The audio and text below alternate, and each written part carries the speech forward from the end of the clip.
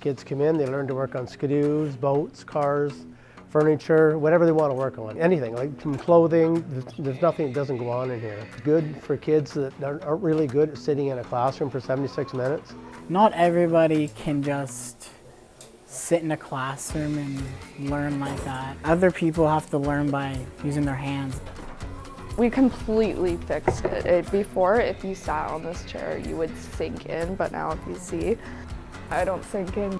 I had no idea how to do any of this stuff, but I got the hang of it after a few tries. You have something to be proud of when you walk out of class every day. It definitely has changed how I feel about doing my work. It's nice to be challenged by it. I actually didn't have a sense of direction until I started this program. So I've really found my calling because I'm better with my hands.